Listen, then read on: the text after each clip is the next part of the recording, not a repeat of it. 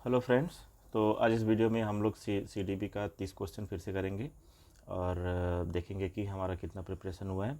तो आप side by side अपना आंसर भी देखते जाइए कि देखिए कितना सही हो रहा है। और फ्रेंड्स, मैं आपको बता दूं कि इसके बाद एक और वीडियो आने वाला है जिसमें मैं बहुत ही इम्पॉर्टेंट टॉपिक, इम्पॉर्टेंट चीज़ें कवर करने वाला हूं जो कि सीटेट को क्रैक करने के लिए बहुत ही इम्पॉर्टेंट होता है और क्या गलती हमें करनी चाहिए और क्या जो है चीज़ें हमें ध्यान में रखनी चाहिए। तो उसको लेके मैं वीडियो आने वाला हूँ। तो इसलिए अगर आप हमारे चैनल पर नए हैं तो इसको प्लीज़ सब्सक्राइब कर लीजिए ताकि जैसे वो वीडियो आए आपको जो है पूरा अपडेट मिल जाए और साथ ही साथ आपको एक आइडिया आ जाए कि सीटेट में पेपर अटेम्प्ट करना ही इम्पोर्टेंट नहीं होता है। हमें अगर मान लो बहुत आता भी है तो भी कुछ गलतियाँ ऐसी होती हैं जिसकी वजह से हमारा सीटेट करने से रह जाता है। इसलिए वो अभी 2 दिन एग्ज़ाम को बचे हैं। 7 तारीख को एग्ज़ाम है, आज 5 है और फिर 6 और 7 को पेपर ही है। तो लास्ट मोमेंट पर जो सबसे ख़ास चीज़ होती है उस पे मैं वीडियो बनाने वाला हूँ। तो प्लीज़ आप हमारे चैनल को लाइक और सब्सक्राइब कर लीजिए। तो चलिए शुरू करते हैं पहला क्वेश्चन। तो पहला क्वेश्चन है, which of the following is a feature of inclusive education. तो पहला ऑप्शन है it include teacher from marginalised group. फिर दूसरा है it celebrate diversity in the classroom, it encourage strict admission procedure and it includes in doctrine of facts. तो इसका जो correct option है इसका ऑप्शन नंबर 2 जो है वो करेक्ट है, क्योंकि इंक्लूसिव एजुकेशन क्या होता है कि जिसमें डाइवर्सिटी हो, जिसमें हर तरह के, हर जाति धर्म मजहब के बच्चे हों, उसको हम लोग इंक्लूसिव एजुकेशन में इंक्लूड करते हैं और वो होना, इंक्लूसिव क्लासरूम भी होना चाहिए। तो चलिए आगे बढ़ते हैं।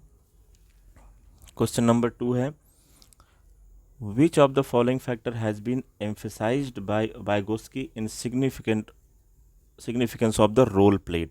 तो ये वाइगोस्की, जैसे कि हमें वाइगोस्की थियरी आपको पता ही है कि सोशल कॉज पे उन्होंने काम किया था और सोशलिस्ट माना जाता है उनको।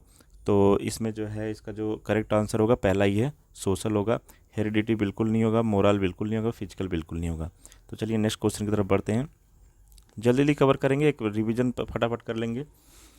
क्वेश्चन नंबर 3 है, which of the following statement regarding accommodation is are correct. पहला है the process by which children change their action to manage new object and situation is called accommodation. तो बेसिकली यहाँ पर पूछा है कि अकोमोडेशन को लेकर कौन सा जो है करेक्ट आंसर है इन चारों में से। तो पहला वाला तो सही लग रहा है, लेकिन बाकी ऑप्शन देख लेते हैं। In the process of imitation child suppresses his her available schema and strive to establish new schema. तो ये तो करेक्ट नहीं है, सप्रेशन वाली कोई बात नहीं है अकोमोडेशन में। Third, it is taking into a new object experience और concept into existing set of scheme, नहीं। It is two fold process through which children create new structure of to deal effectively with their surrounding. तो student, इसमें जो है पहला जो option है वो करेक्ट है। तो यहाँ पर जो है अकोमोडेशन को लेकर हमारा पहला ऑप्शन करेक्ट है, बिकॉज अकोमोडेशन मतलब चिल्ड्रन अपने आप को एटमॉस्फेयर में, करंट इन्वायरमेंट में कैसे जो है मैनेज करते हैं, कैसे नए ऑब्जेक्ट के साथ डील करते हैं, कैसे उसके साथ अकोमोडेट करते हैं, उसी को हम लोग अकोमोडेशन कहते हैं। तो पहला ऑप्शन करेक्ट है। आगे बढ़ते हैं। Question number 4, restriction of the movement of limbs और any other body part refers to which impairment. तो अगर मूवमेंट से अगर कोई रिलेटेड चीज़ है तो ऑब्वियसली उसको जो है हम लोग जो है लोकोमोटर कहेंगे। मेंटल नहीं होगा, लर्निंग बिल्कुल नहीं होगा, विजुअल भी नहीं होगा, ठीक है। ये सब जो है दूसरे पार्ट्स हैं। तो अगर मूवमेंट से, मूवमेंट ऑफ द लिम्स और एनी अदर बॉडी पार्ट जो है अगर वो रिस्ट्रिक्टेड या फिर वो नहीं काम कर रहा तो उसको लोकोमोटिव कहते हैं, लोकोमोटर में आता है वो। तो नेक्स्ट क्वेश्चन की तरफ बढ़ते हैं। क्वेश्चन नंबर 5 है, the term dash dash dash denote a permanent और टेम्पररी abnormalities। तो यहाँ पर जो है ये जो एक टर्म दिया है, जैसे इम्पेयरमेंट हो गया, डिसेबिलिटी हो गया, हैंडीकैप हो गया, बैकवर्डनेस हो गया, तो इसमें से कौन जो है टेम्पररी एबनॉर्मल, मतलब जो टेम्पररी है बाद में आके चेंज हो सकता है। तो देखो, कुछ अगर किसी को डिसेबिलिटी है तो वो लॉन्ग टर्म के लिए भी रह सकता है, हमेशा के लिए रह सकता है। हैंडीकैप है तो हमेशा के लिए हैंडीकैप रह सकता है। और बैकवर्डनेस है तो हो सकता है थ्रू आउट लाइफ रहे। लेकिन जो इम्पेयरमेंट होता है वो जो है टेम्पररी होता है। परमानेंट और टेम्पररी एबनॉर्मेलिटी दोनों में आता है। तो इसलिए हमारा करेक्ट ऑप्शन जो है ये इम्पेयरमेंट है। आगे बढ़ते हैं। Question number 6, which is flexibility in curriculum, why is flexibility is in curriculum is essential? अब फ्लेक्सिबिलिटी करिकुलम में क्यों होना चाहिए? तो बेसिकली जो है to meet the need of every child, to meet the need of teacher, ये तो बिल्कुल नहीं होगा क्योंकि एनईपी के अकॉर्डिंगली जो भी है सब स्टूडेंट सेंटर होगा। To meet the need of the government, नहीं ये भी नहीं है, नन ऑफ द अबव। तो इसमें जो मोस्ट अप्रोप्रिएट आंसर है to meet the need of every child. Curriculum इस तरह से डिज़ाइन किया जाना चाहिए कि वो सारे तरह के बच्चों को जो है कि जो ज़रूरत है उसको कवर कर सके। आगे बढ़ते हैं क्वेश्चन नंबर 7। तो question number 7, which of the following statement is are true regarding formative evaluation? तो फॉर्मेटिव इवेल्युएशन के लिए यहाँ पर पूछा है। तो इसमें जो है हम लोग ऑप्शन पढ़ते पहले। It helps student identify their strength and weaknesses and target areas that need work. Okay, आगे बढ़ते हैं। It helps faculty recognise where students are struggling and address problem immediately. तो इसमें जो है जो ये दोनों ही जो ऑप्शन है वो करेक्ट है कि जो हमारा जो फॉर्मेटिव असेसमेंट होता है उसमें जो है ये दोनों ऑप्शन जो है मतलब स्टूडेंट को भी हेल्प हो जाता है, उनका स्ट्रेंथ और वीकनेस और टारगेट एरिया क्या होना चाहिए हमें पता चल जाता है, और फैकल्टी को भी पहचान, जैसे कोई टीचर है तो उसको बच्चों की क्या क्या कमियां हैं या फिर क्या किस में वो स्ट्रगल कर रहा है वो पता करने के लिए ये हेल्पफुल होता है। तो फॉर्मेटिव एवेल्युएशन का जो है दोनों ही ये होता है। तो इसमें थर्ड ऑप्शन करेक्ट रहेगा, both A and B. And friends, अगर आप जो है सीटेट में क्वेश्चन ऐसे सॉल्व कर रहे हैं तो याद रखना कि पूरा ऑप्शन पहले पढ़ना है। ऐसा नहीं कि पहला ऑप्शन पढ़ दिया और उसके बाद जो है वही सही लगा वही, क्योंकि सीटेट में जो है टाइम हमारे पास बहुत कम होता है तो थोड़ा जल्दबाजी हम करते हैं, लेकिन हमें जो है एक एक नज़र जो है सारे ऑप्शन पर डाल लेना होता है। ठीक है, नहीं तो अगर आप ओनली ए करते हैं, जैसे यहाँ पर देखो ओनली ए है, ये कर दिया जल्दबाजी में तो आपका गलत हो जाएगा। इसलिए दोनों both A and B correct option होगा। आगे बढ़ते हैं। How does television inhibit learning? तो टेलीविज़न कैसे लर्निंग को प्रभावित करता है, क्योंकि टेलीविज़न रेडियो ये सब जो है लर्निंग में कहीं ना कहीं कुछ रोल प्ले करते हैं, लेकिन बहुत ज़्यादा टीवी देखने से भी बच्चों का क्या हो सकता है, क्योंकि टीवी में वायलेंस भी दिखाया जाता है। ठीक है, बाय डिक्रीजिंग इमेजिनेटिव डेवलपमेंट, सही बात है, टीवी में हमारे नज़र सामने सब कुछ आ जाता है तो हम चीज़ों को अच्छे से इमेजिन नहीं कर पाते हैं।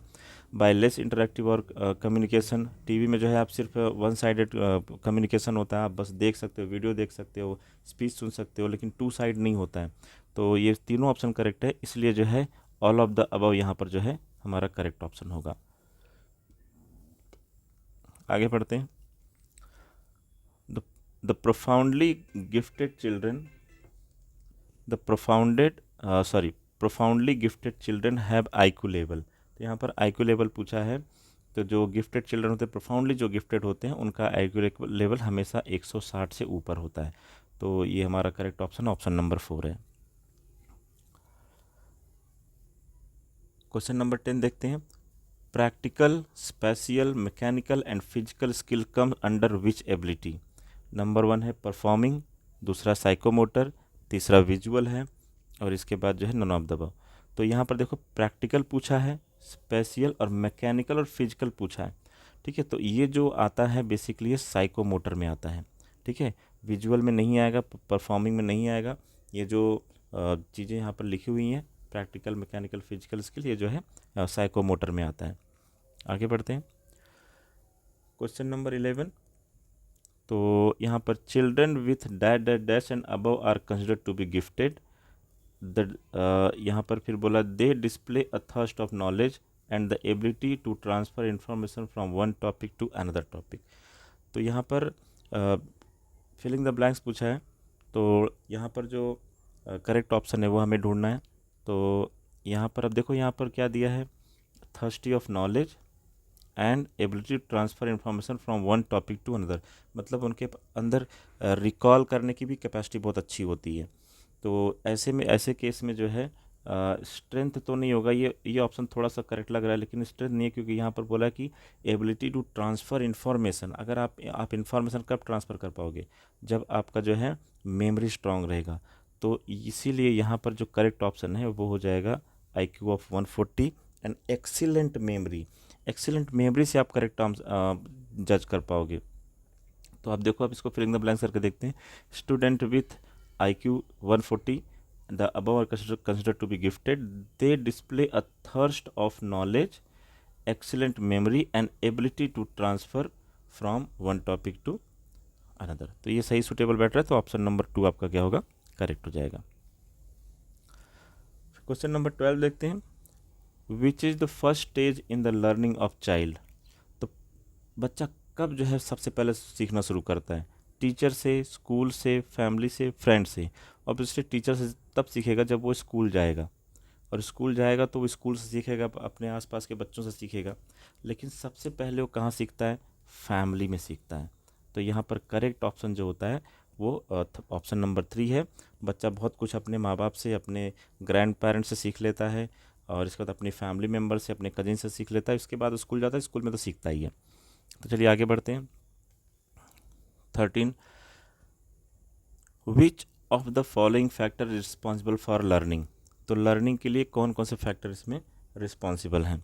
तो मोटिवेशन, अच्छा मोटिवेशन होगा तो बच्चा जो है लर्निंग अच्छा करेगा, ये तो बात सही है. डिज़ायर ऑफ लर्निंग, सही बात है, उसको सीखने की चाहत होनी चाहिए.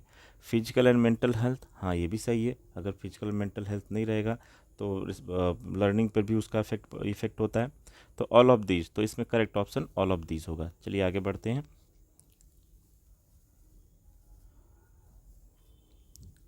क्वेश्चन नंबर 14 है. Which of the following is an, ये क्वेश्चन थोड़ा कट गया है. Innate innate human capacity to acquire language skill. Language skill से रिलेटेड क्वेश्चन है. Which of the following is an innate capacity, human capacity रहेगा यहाँ पर. तो इसमें देखते हैं कौन सा करेक्ट ऑप्शन है. There can be infinite number of sentence in a language. Language को लेकर पूछा है. All these sentence can not be learn by imitation. Learning can not account for the rapid rate at which children acquire language. नहीं, ये तो नहीं हो सकता.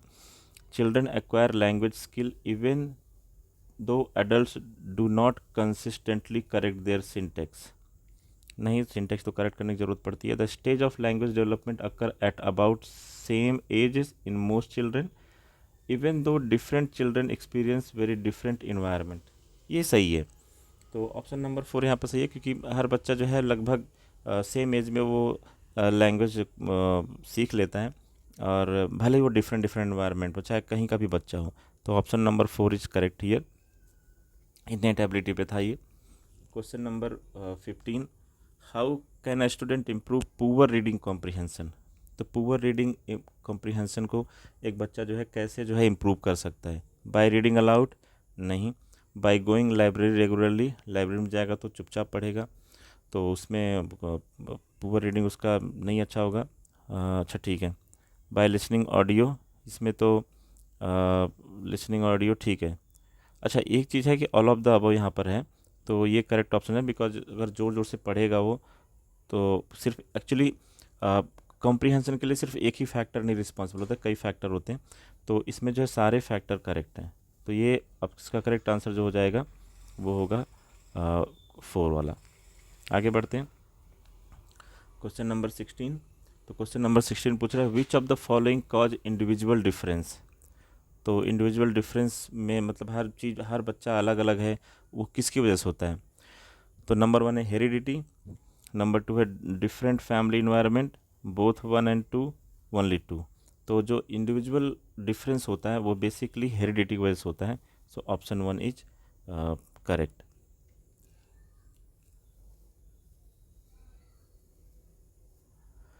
Question number 17. Which of the following motivation is considered primary motives. तो primary motives क्या है basically किसी बच्चे के लिए. तो साइकोलॉजिकल मोटिव, फिर इसके बाद है ये फिजियोलॉजिकल मोटिव है, देन साइकोलॉजिकल मोटिव है, सोशल मोटिव है, एजुकेशनल मोटिव. तो ये जो फिजियोलॉजिकल मोटिव है ना, ये जो है प्राइमरी मोटिव में आता है. ठीक है. तो ये फिजियोलॉजिकल मोटिव जो है, बाकी जो है सेकेंडरी में आ जाते हैं. तो ये जो है फिजियोलॉजिकल मोटिव जो है हमारा करेक्ट ऑप्शन है. आगे बढ़ते हैं. विच of the following is not a technique for problem solving. तो प्रॉब्लम सॉल्विंग के लिए इसमें से 4 ऑप्शन में से कौन सा जो है एक टेक्निक नहीं है, यहाँ ऐसे ऐसे पूछा यहाँ पर. तो देखते हैं. Algorithm, heuristic, experimentation, means and analysis. अब देखो यहाँ पर प्रॉब्लम सॉल्विंग के लिए जो है एल्गोरिथम होगा, तो एल्गोरिथम में आपको लॉजिक लगेगा और इसके बाद जो है एक प्रॉपर पैटर्न होता है, फॉलो करना होता है। तो ये तो एक प्रॉब्लम सॉल्विंग का टेक्निक है। ह्यूरिस्टिक भी एक तरह का टेक्निक है। तो एक्सपेरिमेंटेशन यहाँ पर करेक्ट ऑप्शन है, और मीन्स एंड एनालिसिस भी नहीं करेक्ट ऑप्शन यहाँ पर, क्योंकि एक्सपेरिमेंटेशन में आप कुछ प्रूव कर रहे हो, तो उसमें कोई प्रॉब्लम नहीं सॉल्व कर रहे हो आप। आपको कुछ पता है और उसको आप प्रूव कर रहे हो, एक्सपेरिमेंट कर रहे हो, या फिर कुछ रीडिंग ले रहे हो, या फिर कुछ आप जो है नया पता करने की कोशिश कर रहे हो, बट वो प्रॉब्लम सॉल्विंग नहीं होता है। तो इसलिए एक्सपेरिमेंटेशन यहाँ पर करेक्ट ऑप्शन हो जाएगा। क्वेश्चन नंबर 19 चलते हैं। A student of your class always argue with you, what is your opinion about the student.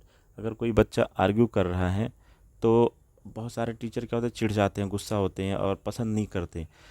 और इसके बारे में अगर एक सही टीचर रहेगा, अच्छा टीचर रहेगा, तो उसका क्या ओपिनियन हो सकता है, कोई आर्ग्यू क्यों करेगा। अगर कोई बहुत सोच पा रहा है, बहुत अच्छा जो है वो थिंकर है, उसके पास लॉजिक है, तो वो आर्ग्यू कर सकता है। तो हालांकि वो ऐसा नहीं लिखा है कि मिसबिहेव कर रहा है। तो इसमें देखते हैं, he is very careless student in the class, नहीं ये तो नहीं होगा। He is an imaginative student. अच्छा आगे बढ़ते हैं। He is thoughtful student. His family background is not good. Argue का जो है फैमिली बैकग्राउंड से कुछ नहीं होता है, तो ये तो बिल्कुल भी नहीं होगा। और गेयरलेस तो बिल्कुल भी नहीं होगा। अब इमेजिनेटिव और स्टूडेंट और थॉटफुल स्टूडेंट में, तो imaginative student most of the time वो इमेजिन करता है, लेकिन वो बहुत ज़्यादा आर्ग्यू नहीं कर सकता। लेकिन अगर कोई बच्चा थॉटफुल है, उसकी अपनी सोच है, एक लॉजिक है उसकी सोच में, तो वो डेफिनेटली आर्ग्यू करेगा, क्वेश्चन पूछेगा, और क्वेश्चन के अंदर भी क्वेश्चन पूछेगा। तो इसलिए यहाँ पर जो मोस्ट अप्रोप्रिएट है वो थर्ड ऑप्शन है, he is a thoughtful student. आगे बढ़ते क्वेश्चन नंबर 20 पे। Which of the following is not regarded as the tool for formative assessment. तो फॉर्मेटिव असेसमेंट में कौन सा चीज़ नहीं होता है बेसिकली। तो ओरल क्वेश्चन फॉर्मेटिव असेसमेंट में आता है। Multiple choice question formative assessment में नहीं आता है, बिकॉज ये ऑब्जेक्टिव टाइप होते हैं। प्रोजेक्ट्स वो भी फॉर्मेटिव असेसमेंट का पार्ट है, असाइनमेंट वो भी फॉर्मेटिव असेसमेंट का पार्ट है। तो यहाँ पर correct option multiple choice question. तो मल्टीपल चॉइस क्वेश्चन जो है वो they are not tool of formative assessment. Next question की तरफ बढ़ते हैं। Question number 21। Differences in individual personalities are caused because. तो हर किसी का पर्सनालिटी अलग अलग होता है, इसके पीछे यहाँ पर रीज़न पूछा है, रीज़न क्या होगा। तो अब the possibility within itself are different, ठीक है आगे देखते हैं। और the provision of raw material and appropriate condition of stimulation by environment very widely, हाँ ये भी ठीक है। तो इसमें से पूछा है कि which of the statement above is are correct. तो इसमें एक्चुअली दोनों ही सही है। इंडिविजुअल डिफरेंस के पीछे एक पॉसिबिलिटी होती है कि हर कोई अपने आप में ही एक अलग इंसान होता है, एक अलग पर्सनालिटी रखता है। और दूसरा provision of raw material and appropriate condition of stimulation, कौन से कंडीशन में है वो, और इन्वायरमेंट कैसा है, उसके अकॉर्डिंग भी जो है वो वेरी करता है। तो इसलिए यहाँ पर ऑप्शन नंबर 3 करेक्ट है, बोथ ए एंड बी। तो 21 हो गया। अभी हम 22 की तरफ बढ़ते हैं। Case study method can be used for. अब हम लोग केस स्टडी करते हैं, तो ये जो मेथड है हम लोग किसके लिए यूज कर सकते हैं बेसिकली। तो यहाँ पर देखते हैं, children who show exceptionally high ability in arts, नहीं आर्ट्स सिर्फ आर्ट्स के लिए तो वैलिड नहीं है। दूसरा है children who show exceptional skill in practical arts and painting, ठीक है। Children who are persistent in striking for success. Children who are trying very hard against great obstacle. तो देखो जो केस स्टडी मेथड होता है ना, ये जो है किसी के अंदर एक्सेप्शनल स्किल है, मतलब कोई केस देख के उसके बेसिस पर कुछ वैल्यूबल पॉइंट्स निकाल पा रहा है। प्रैक्टिकल आर्ट उसके अंदर, पेंटिंग है, पेंटिंग से भी अपना जो है अच्छे से वो केस स्टडी को दिखा सकता है।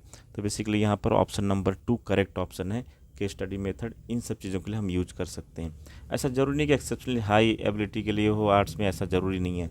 चिल्ड्रन हु आर पर स्ट्राइकिंग फॉर सक्सेस, ऐसा ज़रूरी नहीं कि कोई बहुत सक्सेस के लिए मारा जा रहा हो और इसके बाद जो है उस केस स्टडी स्किल हम लोग उसको लिए यूज़ करें, ऐसा कुछ नहीं है। ऑप्शन नंबर 2 ज़्यादा ऑब्जेक्टिव कवर कर रहा है केस स्टडी का, और ये हमारा करेक्ट ऑप्शन होगा। बढ़ते हैं क्वेश्चन नंबर 23 की तरफ। तो क्वेश्चन नंबर 23 में हमारा जो दिया है, which of the following is a feature of case study. तो अभी ये देखो केस स्टडी पे जो है उसका फीचर पूछ लिया। तो बेस्ड ऑन वैलिड डाटा, सही बात है। अगर केस स्टडी आप तभी कर पाओगे अच्छे से, और आपका रिजल्ट तभी अच्छे से आएगा जब आप जो है आपके पास एक वैलिड डाटा होगा, एक ऑथेंटिकेट डाटा होगा, ये तो ठीक है। कंटिन्यूअस, हाँ ठीक है। सिस्टमेटिक ये भी ठीक है, तो इसमें ऑल ऑफ द अबव जो है करेक्ट ऑप्शन हो जाएगा। क्वेश्चन नंबर 24 की तरफ बढ़ते हैं। 24 है हमारा, developing moral values among student is very important, what would you do to develop the same. अब मोरल वैल्यू तो हर किसी के अंदर होना चाहिए, तो सही बात है, लेकिन हमें बच्चों के अंदर अगर मोरल वैल्यूज डेवलप करना है तो सबसे इम्पॉर्टेंट क्या होगा। देखो इसमें कई ऑप्शन करेक्ट भी हो सकते हैं, लेकिन हमें मोस्ट अप्रोप्रिएट सिलेक्ट करना है। Encourage moral value related work. अब सही बात है, अगर आप मोरल वैल्यू रिलेटेड वर्क को इनक्रेज करोगे तो मोरल वैल्यू आता है और बच्चों में, लेकिन हम लोग और भी ऑप्शन देख लेते हैं। Organise classes on moral values, ठीक है। Display stories on moral values, ये भी ठीक है। Present yourself as role model. अब इसमें बताओ सबसे मोस्ट अप्रोप्रिएट कौन सा लग रहा है। तो सबसे मोस्ट अप्रोप्रिएट ये लग रहा है कि आप खुद जो है बच्चों के लिए रोल मॉडल बनो, या फिर उनका कोई जो रोल मॉडल होगा वो ज़्यादा जो है उसमें डेवलप करेगा मोरल वैल्यूज। इसलिए कहते हैं ना कि अगर जैसे अगर देश में कोई क्रिकेटर है, कोई बॉलीवुड सुपरस्टार है, जब वो लोग पूरे चीज़ों का जो है एडवर्टीजमेंट करते हैं, या फिर वो टोबैको को प्रमोट करते हैं, या फिर गुटखा को प्रमोट करते हैं, तो ऐसे केस में कहा जाता है कि ये लोग रोल मॉडल है, इनको नहीं करना चाहिए। क्यों? क्योंकि बहुत सारे लोग फॉलो करते हैं इनको, और ये एक जो है रोल मॉडल की तरह होते हैं, तो इसका इफ़ेक्ट जो सोसाइटी पड़ता है। तो बाकी सब तो ठीक है, लेकिन सबसे करेक्ट जो है यहाँ पर, present yourself as role model. तो रोल मॉडल की तरह अगर आप प्रेजेंट करोगे तो वो ज़्यादा बच्चों पर जो है अफेक्ट डालेगा, ज़्यादा जो है मोरल वैल्यूज़ डेवलप होंगे उनके अंदर।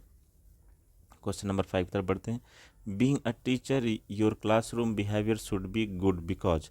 अगर आप क्लास टीचर है तो आपका जो है क्लास रूम का बिहेवियर अच्छा होना चाहिए। इसके लिए रीज़न पूछा कि क्यों ऐसा कहा जा रहा है। तो इसमें जो है basically it will set an example. आगे बढ़ते हैं, ये भी थोड़ा थोड़ा ठीक है। Student will be more attentive, environment would be conducive to learning, student will appreciate it. देखो इसमें सही कहीं ना कहीं हद तक सारे ऑप्शन ही सही है, लेकिन सबसे अच्छा मैं सिलेक्ट करना, इसलिए पेपर में लिखा होता है सिलेक्ट मोस्ट अप्रोप्रिएट आंसर। तो देखो अब जो है क्लासरूम किस लिए होता है, बच्चों की पढ़ाई की लर्निंग के लिए होता है। तो एग्जाम्पल सेट करना वो तो ठीक है, लेकिन इन्वायरमेंट जो है लर्निंग के लिए ठीक होना चाहिए। तो इसमें जो करेक्ट ऑप्शन है वो थर्ड वाला है, environment would be conducive to learning. जिस काम के लिए बच्चा आ रहा है उस काम के लिए हमारा क्लासरूम जो है सुटेबल होना चाहिए। बाकी सब भी ठीक है, लेकिन मोस्ट अप्रोप्रिएट हमारा यही है। और यहाँ पर ऑल ऑफ द वो भी नहीं दिया, तो हमें जो है, इसलिए मैं कह रहा हूँ कि आपको पूरा ऑप्शन पढ़ना है। ऐसा नहीं कि पहला अलग सही लगा आपने टिक कर दिया, वो गलत भी हो सकता है। इसलिए आपको पूरा अच्छे से ऑप्शन पढ़ना है, फिर आंसर जो है मोस्ट अप्रोप्रिएट वाला देना है। Question number 26, the best way for a teacher to command respect in class is.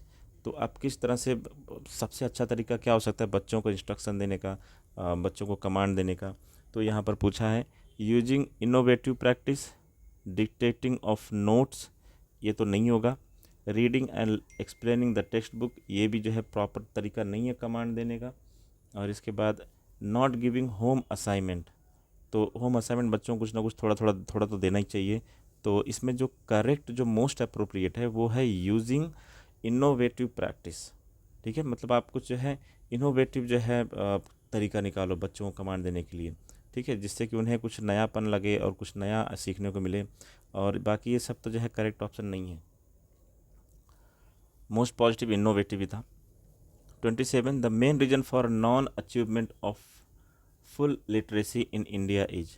तो नॉन अचीवमेंट ऑफ, अभी फुल लिटरेसी गवर्नमेंट ने कितनी सारी फैसिलिटी दी है, ठीक है, सर्व शिक्षा अभियान के तहत, लेकिन फिर भी फुल लिटरेसी हमारे देश में क्यों नहीं आ रहा है, इसका मेन रीज़न यहाँ पर पूछा है।